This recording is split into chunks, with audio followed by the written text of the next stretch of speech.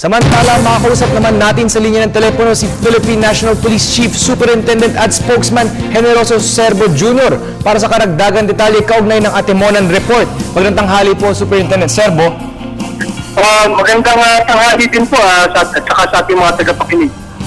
Opo, sir, ito nga po, marami pong rumors na talagang lumabas nga po ng maaga ang tungkol sa Atimonan Report. Ano po yung unang hakbangin ng PNP matapos po na lumabas itong report na ito?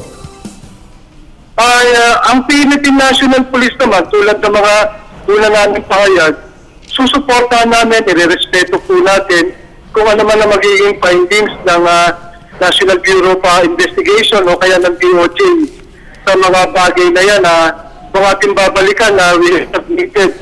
Even yung aming findings sa kanila para for their appreciation at upang makatulong sa kanilang ginagawang investigasyon.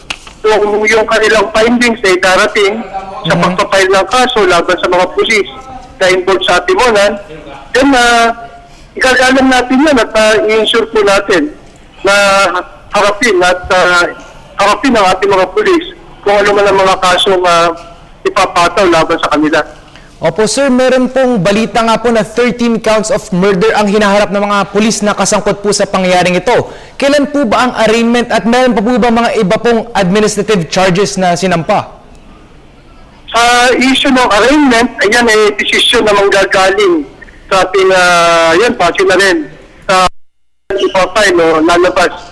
Pero kung findings ng NBI o ng DOJ, kami ay tutugon na lang kung ano magiging order sa amin tungkol dito. As to the administrative aspect of the case, tuloy-tuloy naman po yung ginagawa namin hearing para rito at kung in due time may lumabas na itong findings o yung hatol natin, ito po ay ipapatol natin sa mga involved po dito. Opo sir, matuturing po ba nating na final na po itong report na lumabas? Well, yung NBI po o yung DOJ ay makakapagsabi tungkol sa mga bagay na yan.